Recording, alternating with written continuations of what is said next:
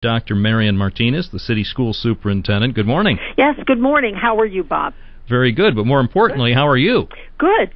Very good. All right. I know things are really busy. Yeah. You will be joining us in the studio tomorrow morning, but right now we're trying to inform people here, parents, guardians, and others about the situation with school water, and give us a brief overview. I know you sent the letter home with students on Wednesday. Yeah, absolutely.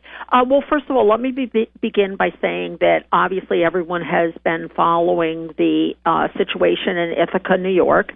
And I inquired on February 9th, the very beginning of February, when was the last time our water was tested. Now, it's very important to remember that we have a city water source, so there is no requirement for the school system to test the water. But, I've learned much more about water testing than I ever knew before. So anyway, we are a public water source. So I said, well, if a report was generated at any point, pull it out, let's see it. So I understood from the records that in 2012, the city school system had initiated a contract to have the water tested. I don't know why.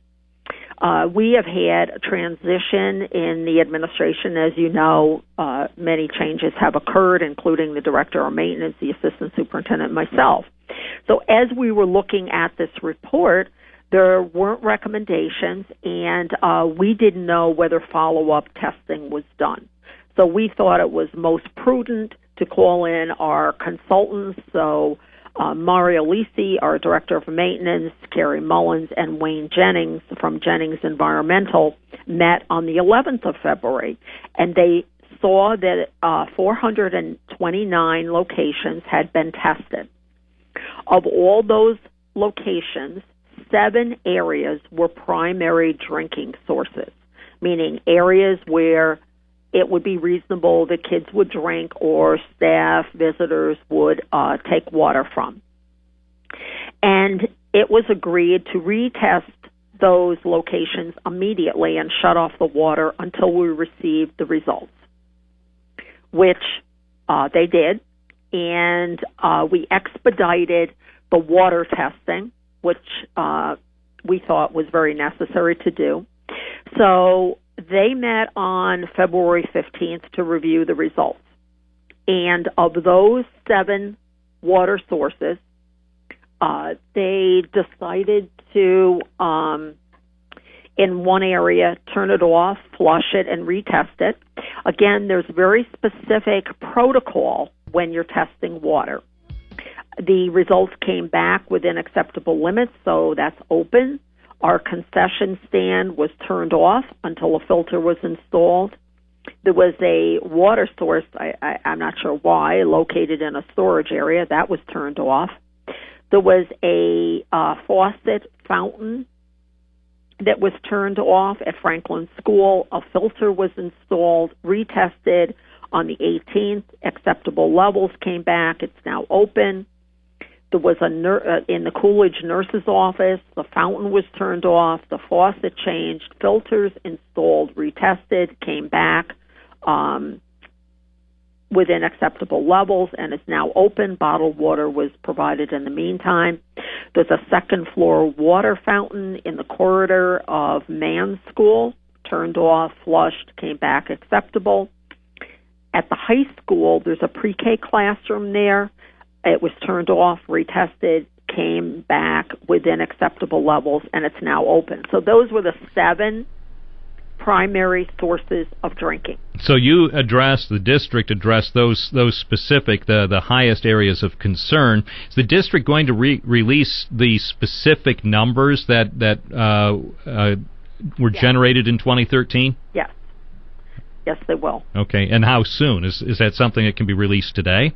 I would really have to check. I am in the process of trying to do interviews with the various media outlets right now, so our assistant superintendent for administration will be taking care of that, and we are also collaborating with the mayor's office.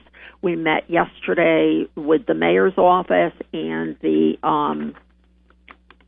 I don't know what his formal title is, the director of water I'm sorry, I don't have it right in front of me. For the city or the county? Yes, for the city. Okay. And we have information that is going out from the city to our students today. We have a lot of information that's already on the website, but we don't want parents to be alarmed about this. In the same light, we want to inform them. Now, the city is due to retest their water this year.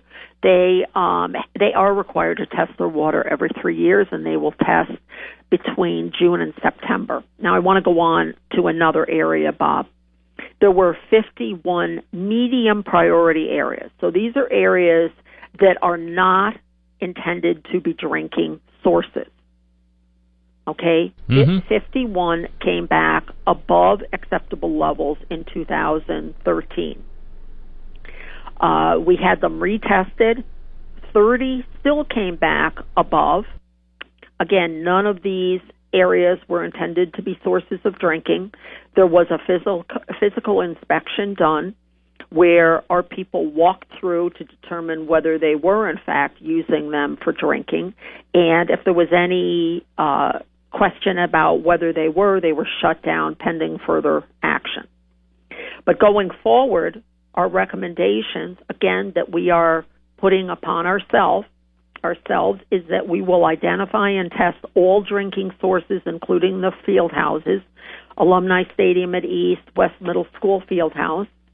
We will label all drinking sources so that it's very clear and there's no question. So when will the next round of testing, complete testing, be done in the district? Okay, let me just finish with the recommendations here. We will test all drinking sources a minimum of every 3 years and after equipment or fixtures are replaced, and we will replace water filters per the manufacturer's recommendations. So that's where we are right now. We have coordinated with the Broome County Health Department, Peter Hoff, and he felt that the district was being very proactive in initiating their request for updated testing. We also have materials on our website that are just informational in purpose from EPA. All right. What kind of response have you been getting so far from parents, or at least the district officials, since the letter was sent home? Yeah. I asked the assistant superintendent this morning. She hadn't had any responses at that point. Again, we will certainly take questions, but we are not the experts in this. We merely feel it's very important to be transparent in sharing this information, but the Department of Health and certainly the city would be another source of information. Do you think it's appropriate to hold a special meeting so parents and other concerned community members can learn more about this? All the information is going to be on our website. The mayor is sending a letter, is posting a letter to residents.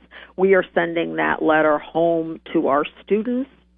And there is a tremendous amount of information, including, which I just want to bring to your attention, the annual water quality report for 2014, the Binghamton Water Department. That is also, it should at this point be up on our website as well.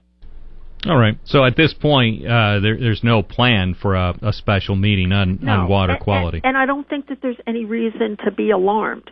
We were taking proactive measures.